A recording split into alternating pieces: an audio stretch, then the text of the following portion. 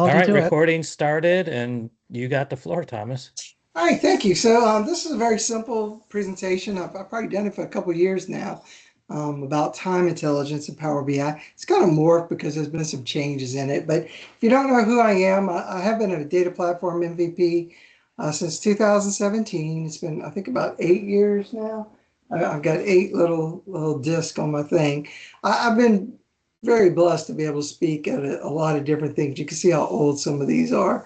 2017 IT Dev, even SQL Rally, which was one in Orlando. That was an attempt at past doing more than one conference at a time. But I've been able to speak at a lot of different ones.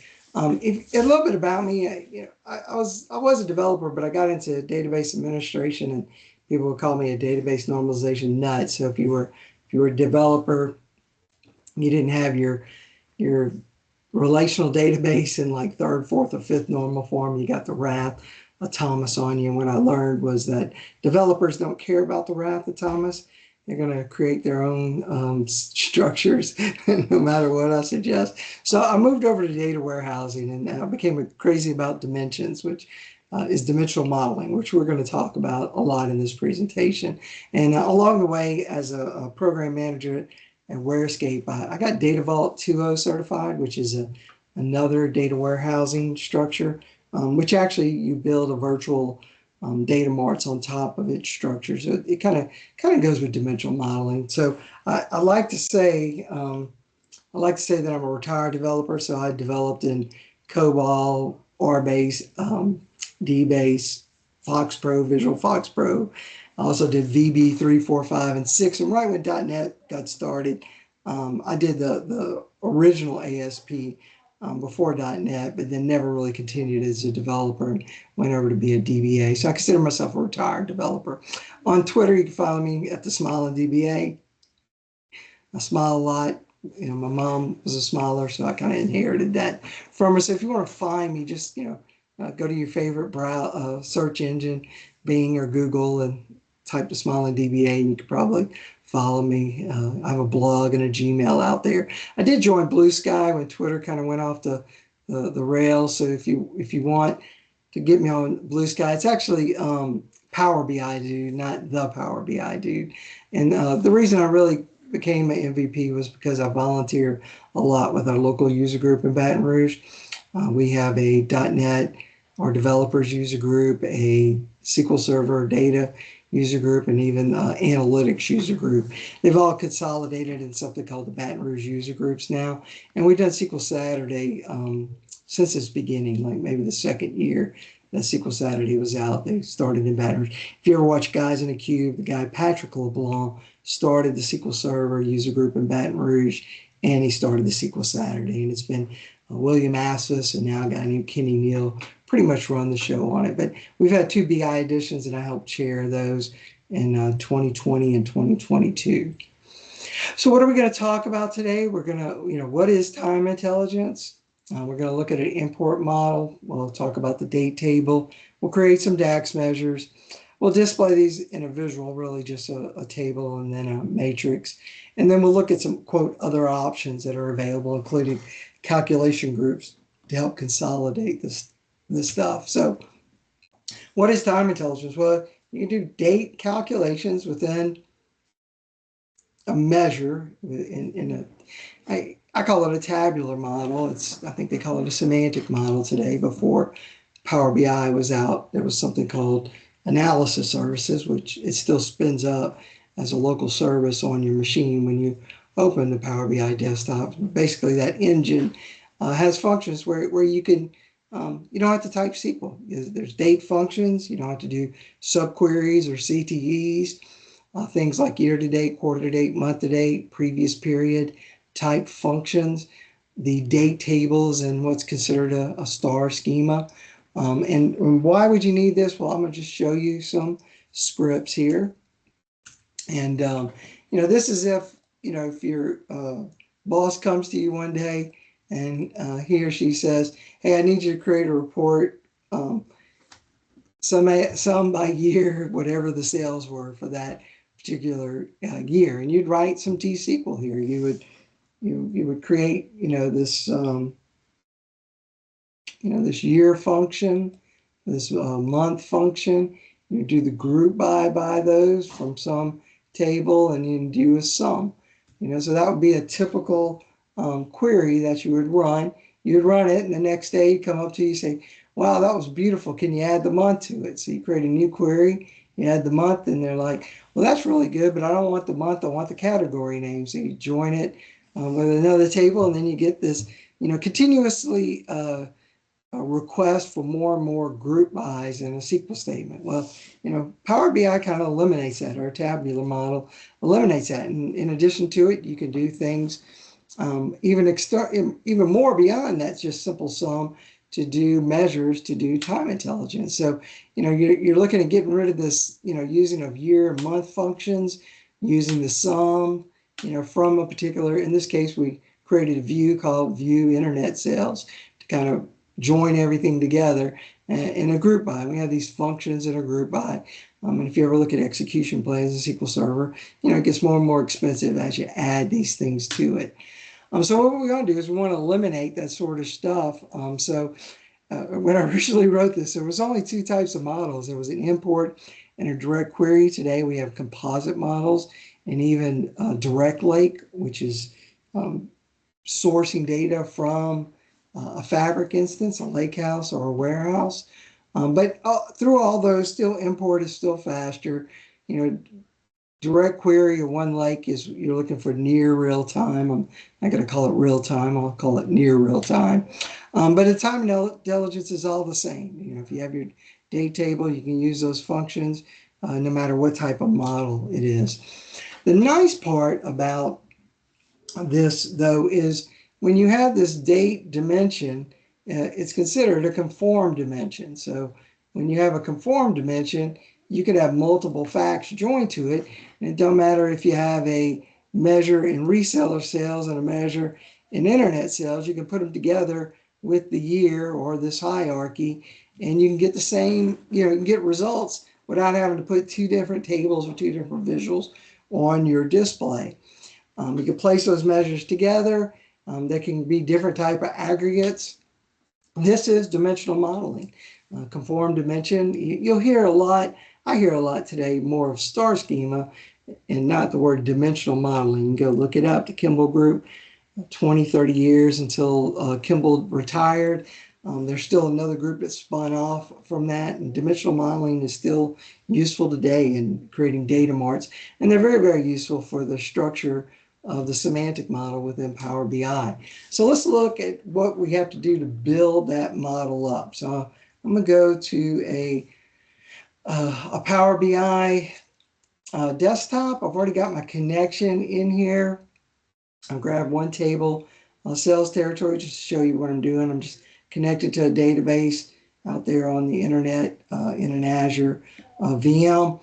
And what I'm basically going to do is go to these recent sources. It's going to connect to my resource. You know what I need to do too is let me make sure that that VM's not going to auto shut off in the middle of this demo.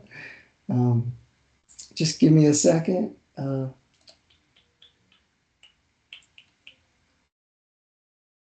It's not until 7, so I should be good. Okay, so here I'm going to pick the tables that I want to create this dimensional model. I could be, useful and say, oh, select related tables to this fact. I'm going to go out and find the relationships between the dimensions and pick those tables for me. Or I could just pick them myself. And ones that left off were the category and subcategory, because this is beyond a store schema. It's a snowflake schema. But what else I'm going to add, though, is I'm going to add, in addition to the internet sales, I want to add this reseller sales. And reseller has two dimensions, reseller and employee. Employee is really the salesperson for the relationship, just to show you the difference between conformed dimensions and non-conformed dimensions. So I'm going to hit transform data rather than load, because I always like to clean up the tables that are imported inside of here just to make it look prettier. For instance, instead of saying dim employee, I'm going to call this salesperson. After I do that, I always go to choose columns, and I'm going to take the relationships off of the tables that it wants to bring in. I take off the slowly changing dimension columns, and I'm going to take off some of these additional keys and the sales territory. I don't want the title or the birth date in this model. So basically what I'm doing here is after I pull in these tables, I want to clean up what's going to be displayed to my users. Now I'm doing it for the sales or the reseller. I'm going to rename my fact reseller to reseller sales. Take the dim product off of, well, let me go ahead and select columns here as well. I want to make sure I clean everything up. And I'm doing this just to show you that, you shouldn't just, pick everything initially inside here. Take things off that you know you're not going to use. I'm going to remove one of the date keys. So all we have is order date and due date. So just to show you that, I'm just unchecking the ship date. So I just want two relationships, and we're going to use that one as well. We'll have an active and an inactive one. I'll take and you see me, instead of clicking on the two columns, right clicking and then remove the columns, I'm going to choose columns, because if I ever want to come back into this model and there's additional columns added to the source dimension or fact, it's easier than having multiple deletes or multiple selects to just do that one remove other columns. It also helps keep that view native query kind of at that level of sending the query to your source. So that's what I'm doing. I'm just trying to show you some best practices that I might use inside of modeling here. So I'm going to take the dim product off of this one, go to choose columns, uncheck that. Did I uncheck that on that one? Yes. All right. I don't need the second sales territory. I already have that one in here. Product, dim product, choose my columns. Seems like a tedious thing I'm doing, but it's to just show you, you should be cleaning up your imports when you do this. Luckily also, this is a smaller version of AdventureWorks, so I've removed a lot of the columns that are not necessary. In this case, we only have 1 year and 1 month. I don't have a fiscal year, it's just the calendar year in this case. I'll take off all the relationships, and you can remove, the import part where it puts these relationships of tables in your query. But I left that so it could recognize the relationships, because I have foreign keys between those tables. So it's kind of a give and a take on that particular cleanup thing. But if you notice, this is not, seems like it might be taking a long time, but it really doesn't take a lot of time to clean this up. I'm going to take the code, delete the state name. I've already got sales territory, so I don't want that again to confuse my users in this particular model. We're almost done. We got internet sales. Remove that ship date and all of those related tables, plus anything I don't want displayed, like freight amount, tax amount, discount, and extended price. And then the last one is sales territory. Here I've actually already renamed the columns, so it's just region, country, and group. So I'm done in Power Query. I pulled in those tables. I got 2 facts, conformed dimension, and some unconformed dimensions. So it's just going to take a second to pull all that data in. Give me a good break to take a sip of water.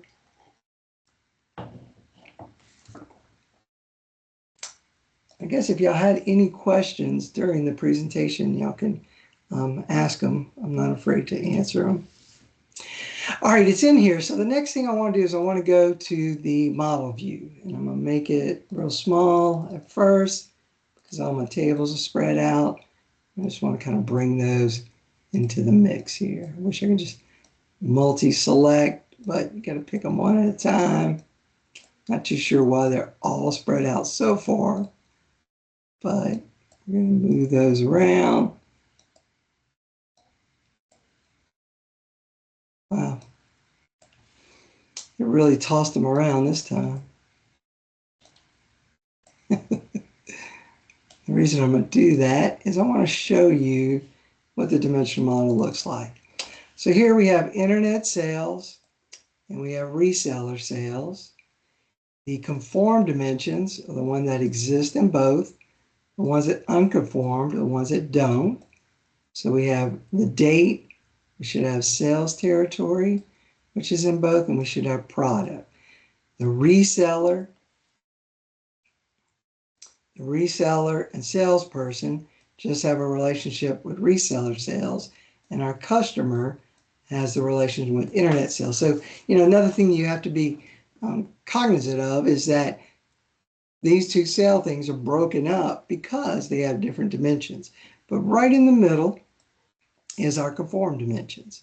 So sales territory, date, and product are all related to both fact tables.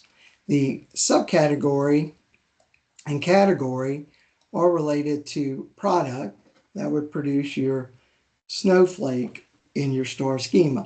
We're really concentrating on this date one for now. The other cleanup I like doing here before I get too much further is to remove all these things that did auto sum or auto count on these tables or on these columns. So I'm going to go to the advanced while I'm in here, summarize by none. And I actually can select between multiple tables and do the same thing.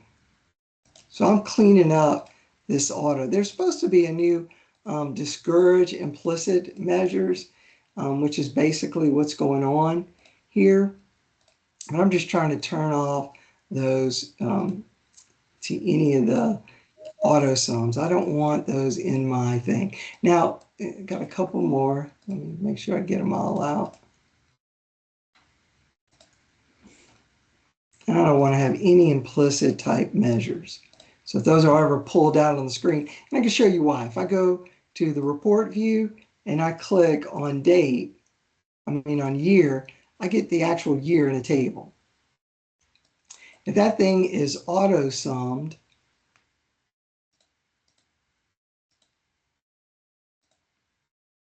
usually when you pull it out there, it gives you a total in a different type of graph. So that's why I do that. So now I can place, year and month together, just like that original query that I wrote for my boss.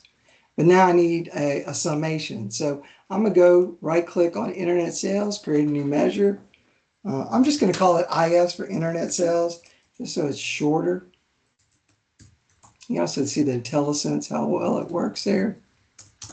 I take the auto decimals off, and that quickly, I've got almost that same query that we originally had. Now, as you notice though, the month is sorted by alphabetically, A, D, J, and so forth. And in your modeling, you can easily go to that column, month, that's my month name, and I could tell it to sort by month number. And that quickly, now I've got it sorted the correct way. So that really, that quickly, dimensional model, because I have my conformed dimensions, my two facts, and a measure, I'm able to replicate two of those queries almost immediately. And then the other one was category name. So we can add the category name, and we've got that same two queries already done within Power BI, within a tabular model. That quick. Then now I can, because of the relationships and all the joins between the facts and those, now I'm able to create those queries real quick and be able to display it to someone with Power BI. And then if they ask for something new, I might already have it within my dimensional model. Pretty neat. I would say that's pretty neat. Very quickly too. I'm just going to save this as demo 1, just so I have something to fall back on if we have any problems. So that was quickly, with not much time, building the model, cleaning it up, and having an initial measure very quickly. So what do we want to do with time intelligence? Well, first thing, we need a date dimension. And in the date dimension itself, you will need one row for every date that's possible in your drawings to those fact tables. I mean, it's possible to not have every date in there, but it'd be a good idea. The thought, though, is if I want a date table within a tabular model, I'm going to have one single row for every date, and it has to be consecutive. In that date table now, I have a month column, a quarter column, a year column. I don't have to use any functions to extract the year, month, quarter from a date. It's in there in the date dimension. I can do a select to get it, or I can bring it into a model. None of those functions are needed, like year of date, month of date. In addition to that, in that date dimension, you can add additional columns like first of week, month. You can add the difference between fiscal year, quarter, month versus calendar year, quarter, month. And you can put weekday indicator, holiday indicators, and even some sort of special date. Maybe in your sales environment, a certain date of the year, Cyber Monday, Giving Tuesday, Black Friday. Maybe that's a certain label, so you know if those sales go up that particular day, you have a reason why. It was that particular special day. You do have to, what the time intelligence does, if you're not using auto date, you do have to mark this table as a date table. The date table has to be enabled. That helps you with those DAG functions, and it requires the unique row based on a date to be used. There has to be a date column in that table, date, time, time. But in this case, we're still using a surrogate key integer for our date dimension. So the joins on a surrogate key, not necessarily the date. Years ago, probably 5, 6 years ago, people did side-by-side comparisons of an integer versus a date in a date dimension. And there wasn't a significant increase by going from an integer to a date. So you can use both of those still today. So let's configure our date table. So we're going to go back to that model over in the right. Oh, look. Yeah, I'm over here. I'm just getting used to doing zoom it. I like the zoom it drawing feature, not the zoom it itself. So I'm going to right click on my date table. I'm going to go to mark as date table. I think it's also up here on your toolbar. And you can say mark as date. It'll search through that table, find any date column. Mine's called dates. And then it validates it. This validation, I used to do a demo and had a couple of empty missing rows just to show the error, but it was too time consuming. Validation successfully means it found a consecutive rows of dates. So there was January 1st, January 2nd, January 3rd, January 4th wasn't missing from this table. It was consecutive for all those years. So all I do is click save. And now that table is considered a date table. And what you'll see is this little icon next to the date. And that means it's been flagged as a date table. Very simple thing, but it's necessary. Now I can start using some of these DAG functions. We're going to look at the toDate functions. There's actually two sets of them. One of them, you can just say total year to date with the measure you've created, and then show the date column that it's related to. Or you can use the calculate, and then you can put the measure in, and then use the function dates year to date. So there's two different sets. We're just going to use the one total year to date. There's many others. One we're going to look at too is same period last year. It's one called parallel period. I forgot what the count was on all the time intelligence features now in there, but there's plenty of functions that probably can accomplish any sort of date request you're getting from your end users. So let's go create those. One thing I didn't do when I cleaned up is I didn't hide all the columns. So for instance, in my reseller sales and internet sales, I can go grab, still got one auto sum. Let me take that off. I can highlight those columns because I'm not really wanting to display those. I can just turn that is hidden on. I'm not going to do it for the last one because I don't have a measure for reseller sales. So let me create that real quick. I'm going to go to reseller sales, new measure, RS equals sum of sales amount. I really like the IntelliSense here. I wasn't even typing the name of the table. I was just typing the name of the column, and it found it for me. And that's what I meant by you could put these side by side. You can see, let me take the category off. You can see, it's really bad view. Oh, let's make these a little bigger. I can put those two measures side by side on here. So because of that conform dimension with the year and month, I can put the internet sales next to the resale sales and side by side. I can even sum those together if I wanted to. Sales summary equals internet sales plus reseller sales. Boom. I mean, that's pretty nice that you're able to do that. But coming back to the hiding of the columns, the last one I want to hide and take the advanced, no, and hidden. Okay, so what that does, why did I do that? If I go back to my report view in this little selection here, you'll notice now those two fact tables are on the top of my list in the data, and the dimensions are below it. And that's because they just have measures that are not hidden.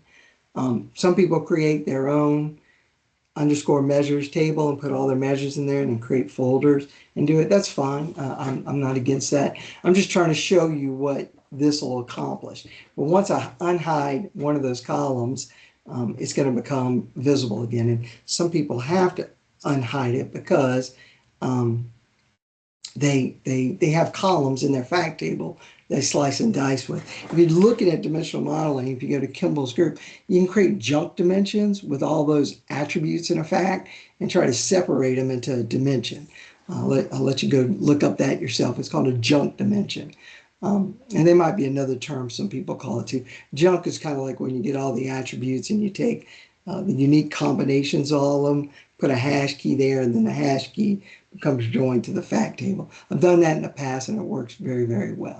So I've hidden those, but now I want to create these time intelligence, which is what we came here for, right? So I'm going to create a new measure and I'm just going to work on internet sales. I'm going to say internet sales year to date equals total year to date. I can grab my internet sales and then go grab my dates.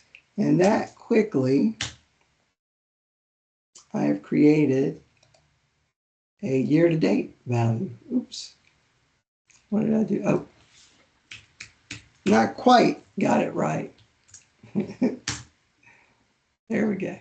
And let's put a 0 for that. And so now I'm getting a summation in the year. So here's my 2005. And I'm getting a running total for the year. It would look a whole lot better if I did something like this. So I'm going to go to my date dimension. I'm going to right click on year and I'm going to create a hierarchy. I'll call this hierarchy Y, Q, M, D. And I can right click on the quarter name, add to hierarchy, right click on the month name, add to hierarchy, right click on dates, add to hierarchy. And instead of having the year and month here, I can drag that hierarchy. Now it's going to spell out everything for me. And what I want to do here is change it to a matrix. And once I have a matrix, then I can actually drill in to the exact spot I'm looking at. And let me go to the row headers and go ahead and increase that. So now you see year to date, and we can go on here and create IS quarter to date.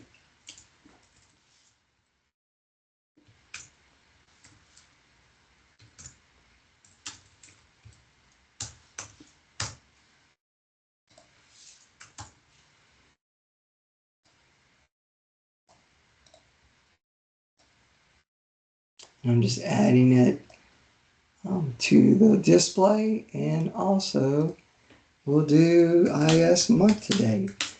Total month to date, pick my IS measure, find my date dimension, the date column, and now I've got all these together inside of this matrix. If I drill into the, let me go grab something further out, maybe has a less values. Well, I guess I don't have any.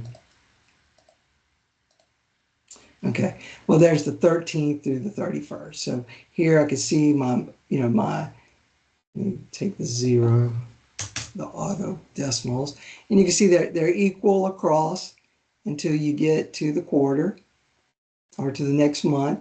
And in the next month, the month to date is resetting, but the quarter is adding the current 11,000 to the 259 to get 271. And then if I keep going to a different quarter, you'll see the year keeps accumulating, whereas the quarter to date for the new quarter resets again. So here we got month to date, quarter to date, and year to date. And I'm sure there's a lot of questions out there. Another thing too is I might want to change the format of my date to a short date, just so it's a little more compact. But we've done that in a very little amount of time, not even 30 minutes. We've gone from nothing, just one table selected, sales territory, all the way to having time intelligence function. So in 30 minutes, because I have a form dimension with a date table and these relationships and these functions, I'm able to create that very quickly. We're displaying that. We looked at creating a hierarchy. Instead of that, I can create a hierarchy with that sales territory as well. All things alike.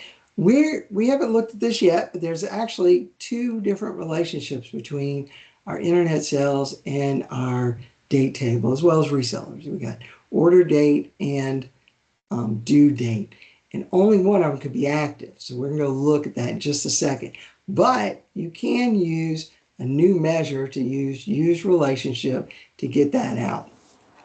So the other one we're going to show here too as well is the same period last year. So we're going to take that internet sales and we're going to look at the same period last year, so then we can compare year over year changes. So let's go to another demo. I'm going to take the month to dates out of here, and we're going to go look at the relationships first of all. So let's zoom in a little. And here, if I hover over the solid line instead of the dotted line, I'll see that due date was selected. It probably does this alphabetically, but I want order date to be my active.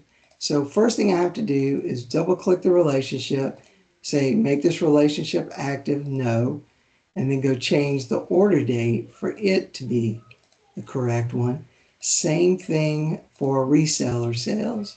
All I'm doing is changing the active relationship. So if I want to see an effect of that, let's do the same period last year first. So I'm going to come into, I'm instead of doing internet sales, I'm going to take the sales summary here. And I'm going to right click and create sales summary last year. And what I'm going to do is now I'm introducing the calculate function.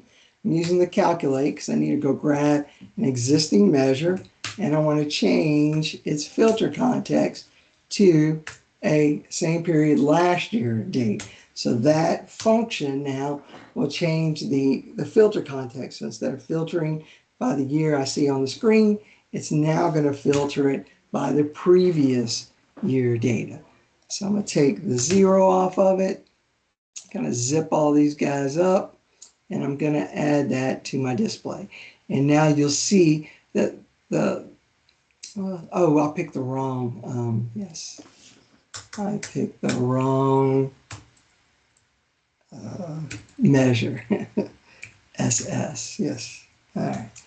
Yeah, the numbers weren't coming out right. There we go. So you can see 2005, 11 million, the same period last year, 11 million, 30 million, 30 million, 41, 23. So you might say, why did 41 come out as 23? Well, if we look at year 2008, we only have 3/4, and really we don't even have full 3/4. We just have a partial August. So if I go to 2007 to the third quarter, August, I see that 5,060,000. Well, that's where it ends here. So the context of the filter, the date, is not able to bring in further from there. So years that are complete, I'm going to see the complete data. So 2006 and 2005, it's going to show me that, whatever occurred there. In this case, it was because there's only 2/4 in the previous one.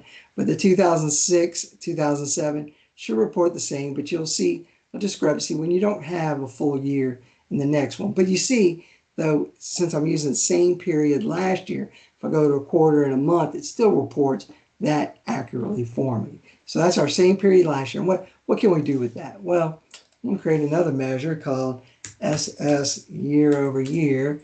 And you can say SS minus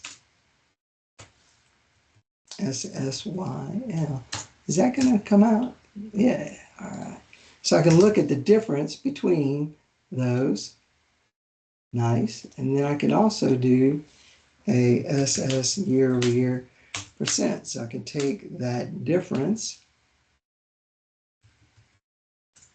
and divide it. I don't know if I'll ever get this right, if I'm supposed to pick this year or last year, but I'm not going to be concerned about that. Now, one mistake I did make, and I'm doing this on purpose, I use the division sign. So when I place this out there, if there's something that doesn't exist, I get this, infinite value. So Power BI gives you the divide function, which will help solve that for you. So you don't have to do an is error or an if error. If I change that now, it just kind of goes away. And so now I can do growth over periods, and I can see that percentage, and in that percentage, I can right click, conditional format, and I can place icons out there. So, if I wanted, I can, color up the graph as well. Now, if I go to, let's copy this. Not sure if I'm gonna get this right initially, but I'd have to just look it up. Let me take all this out and show you the relationship. Also, look, if you notice here too, with this display we're looking at, how do I get filter off? You'll notice here too, the years are different. So in the date table, I have years 2000 through 2008. But once I put a calculated value, it only shows me the ones that actually have values for them. You could do a little magic to get those displayed. But what I want to do here is show what the difference between my order date, which is the active, versus the inactive. So I'm going to create a new measure, and I'm going to call it IS due date. And I'm going to use the calculate function for internet sales. And I want to change the context of the relationship. So here I have this function called user relationship. I can go grab the due date and join it to that date dimension. And I'm not really joining, I'm just telling it here, I'm saying calculate an existing measure, changing that filter context to look at a different relationship. So now I have IS for order date, and I have IS for due date. And now I can put, what did I do wrong?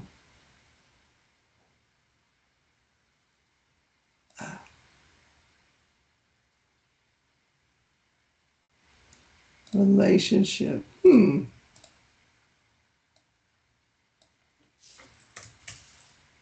I do something wrong? Column 1, due date key. Okay. So what I did wrong here, let me show you what I did. I picked, because I was doing time intelligence, I picked the word, the column date, but the actual key is date S key. So I picked the wrong column for the relationship. Always nice to make a mistake in a demo, right? Yay! So now if I put that next to this, you'll see a different value. So here, if we're looking at order date, you see a 3 million value, but if you look at a due date, you see a 297. If I go drill in to that last month of 2008, you'll notice here in August, we have August dates, but no September. But if I go to this guy and drill into 2008, August, I should see values for due date, but I shouldn't see, oh, we have, let me get rid of all this and just use IS. There we go. Yeah, I just have July over here for internet sales. Apparently I have reseller sales for August. But all I have is July, but then here you see August starts. So that's my due date. My due date's usually after my order date. So you can see that it is different. And you could, you can create additional measures if you have additional dates. I removed ship dates, and we could even have 3 different types of measures. But what you do have to do is you do have to define that in your calculation, which is a little more work to do. All right, so that was same period last year, user relationship. So the best thing is, instead of having to create this for IS and then SS and then for IS due date and then for reseller sales, I can create what's called a calculation group. I can create once and use many. So let's look at a demo of that. Before, you used to have to do this in an external tool. Today, because Power BI Desktop's been updated, it's been updated for a while too. You have an actual area in the model. So I am in the model view, and instead of looking at tables here, I'm looking at the model. I have something called calculation groups. So I can right click, create new calculation group. It's giving me a warning that this change will discourage implicit measures. I'm glad it's doing that. And let me rename my group TI. And my first measure is going to be the measure itself. I can actually say selected measure, kind of like that name better. And what that does, if you look in the DAX expression, selected measure is a function called selected measure. So now I have the measure selected. So if I drag it into the well and I put this calculation group, it's going to use that to do all the calculations. I'm going to right click, new calculation, rename it, call it year to date. And in here, I'm going to add some calculate, selected measure, total year to date.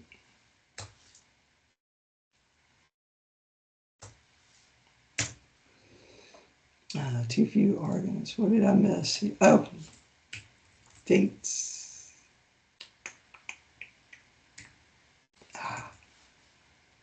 Start all over. You lose some of the IntelliSense when you make a change. So year to date, dates. Oh, wait. Oh, my expression. Selected measure, dates. Here we go. Felt a little too easy. Did I get it right?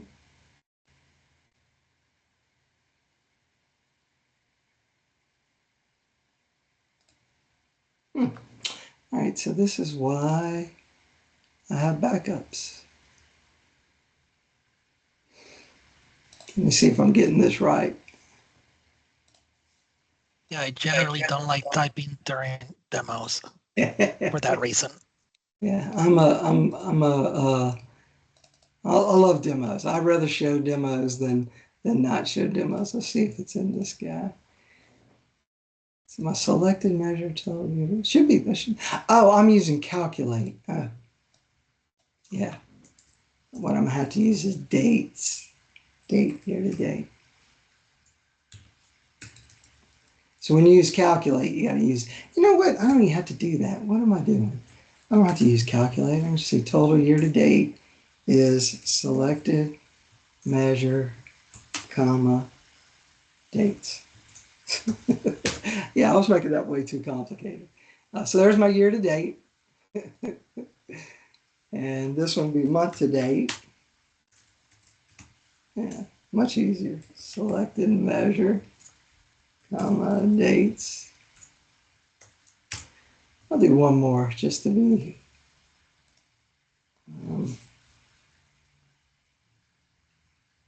same period last year. And I'll do the calculate on this one because I'm gonna have to calculate. Oh, and this is, yeah, so here you can actually reference these. I don't have to reference it though because selected measure is here, but I do have to use dates. No, I don't have to do that. I have to say same period last year, dates. One more. All right, now I'm gonna go back to my display. I'm just gonna copy this page just to duplicate it, delete this guy. And now in here, my selected measure, if you look here, is values IS. But if you notice here too, I have a new table called TI, and I'm gonna drag that down there. I'm gonna add it, and you see now let me show you the difference. So first I have IS, and when I pick it, I lose the selected measure, but I've got that column selected measure. Now they're out of order here, so if you go to the table view and you go look at that table, you'll see an ordinal value. And they're all -1, so it's really sorting it by the alphabetical order. But you can go in the calculation group and you can click on the little ellipse and say move up. So my first one is selected, second one is month to date. I want my third one to be year to date. And then once you do that, if you go over to the table now, you see the ordinal number has changed. And if we go to the display, now we see those in that order. The nice part about this is now I'm just going to copy and paste this table down, and then I'm going to take off IS, and I'm going to say RS. And I'll copy and paste, and instead of RS, I'm going to put SS. So now I've got this calculation group with those time intelligence functions all within one area, and I don't have to create all these additional, IS month to dates, the SS year over year. I can place it all inside of here. I'm not going to get into the details of this, but there's actually more you can do in a calculation. You can do custom formatting, custom display names. A lot of that can be done in the background. You can't really do it in the existing desktop, but things like Tabular Editor let you change that if you want. So the other things to be aware of here is time intelligence is actually in the default desktop. You can have it on a global for all PBIX files, or you can do it specific to one. You can also use quick measures to learn these functions when you do them. It might seem a little more complicated. It might even create a variable for you, but it's a good way to learn how to create these measures is by using quick measures. Easy to learn if you don't know DAX. And I'm not sure why I said same date sets, not many date columns. Oh, so if you have a lot of date columns, when you turn that auto date on, it's going to assign this hierarchy. I'm going to show you that in just a second. The biggest problem with auto date, it's not conformed. So since we had that date dimension in the middle, and it's resale sales and internet sales, we can use that same date to drill down in those. If you do the auto date, you don't have that ability. You actually have to put those additional ones in separate visuals for them to actually see it. So you can't compare the measures between those two tables. So we looked at a conformed dimension, but what I'm going to show you is in the file options and options here, you'll see it on a global level. So in our data load here, you'll see time intelligence. If I go into options and I see an information plus a learn more, like this learn more, it's because enough people have had problems with it or questions about it that they've written plenty of online documentation for it. And you should probably click that to learn more. That's on a global. So every time I create a new PBIX file, it'll actually add that setting, but I can also change it on the current file. I could turn this on, or off. If I have it on, then for all my date columns, which I don't have many in this model, but it'll create a hierarchy. Since I had this selected as a date table, let me see if I can just change that. Mark as date, mark. See if it shows that. Yeah.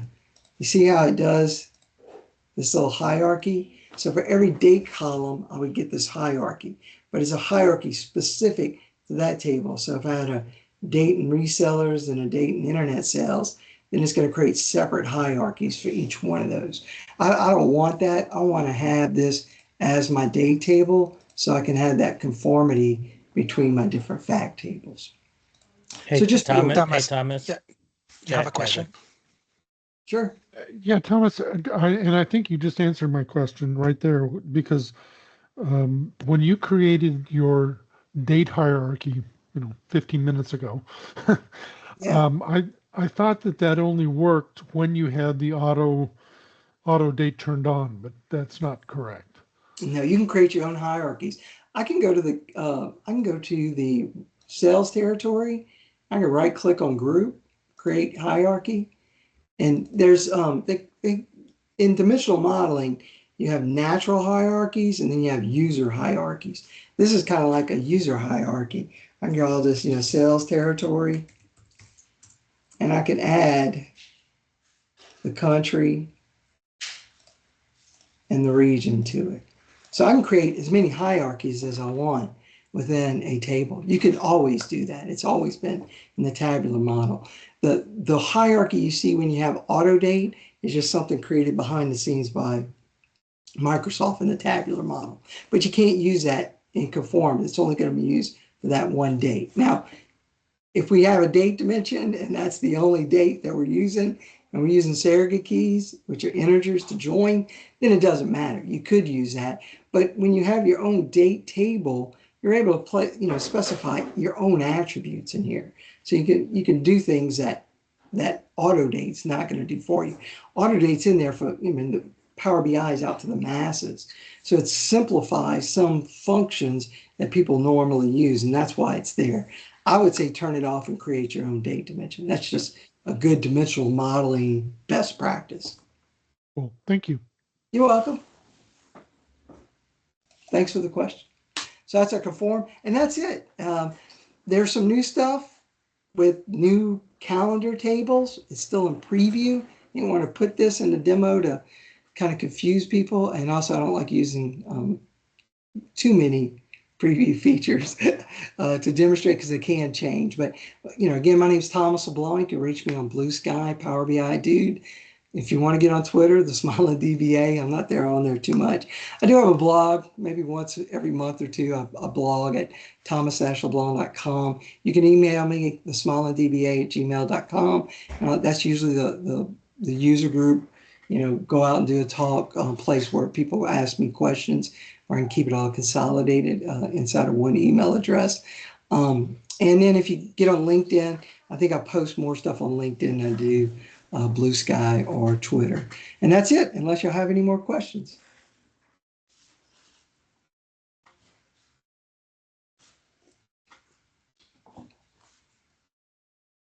For some reason, I thought I saw an announcement very recently that they went GA with the new calendar-based time intelligence, but It's possible. It's hard to keep up with all that. yeah, but I may be just remembering when they went public with it. I think it's public preview. If it went GA already, that would have been the shortest cycle for GA in history. So Yeah, there's been so many announcements that I probably crossed my wires there, but yes. Now that they've completed the Copilot stuff in majority, you're seeing more things go GA in Power BI. There was a year and a half, 2 years where you weren't seeing anything go GA, which was disconcerting to say the least. Hey, Thomas, this is Ahmed. Thank you so much for the presentation. I and this is for those that are in Lunchbox, this is kind of repeat. I don't even remember though what I said in Lunchbox a couple weeks ago. Lunchbox is, by the way, the thing we do completely unstructured every Thursday at noon. But I'm mindful of your 7 o'clock hard stop. So Thomas, I had a problem, and one of the proposed solutions was to use calculation groups. And in this setup, I had a semantic model, and then downstream there was one of the reports was not thin because it needed some stuff. So then it became like, I guess, a composite. And that's where I ran into this problem where, and I'm trying to remember exactly what it was. And I'm hoping maybe you can talk about what are the requirements to use calculation groups. It was like, if I don't have this very pure setup where all the measures are defined in the semantic model that are going to be manipulated and use the calculation groups, right? If I have any downstream in a report that's connected to that model, like it doesn't really, that's not going to work. Does that, You know, it sounded like you said you had a thin report that you started adding measures to.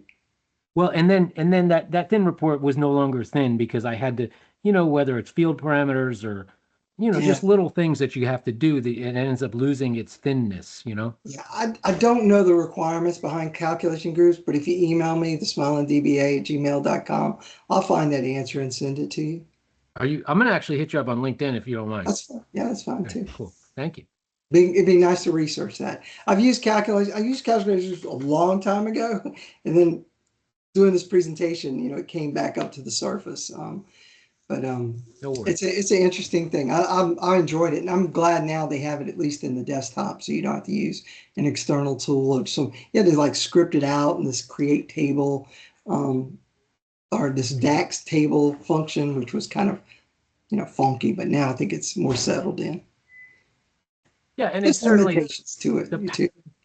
the power of it beyond time intelligence, like it's this general purpose way of like multiplexing your work is really incredible. Nice.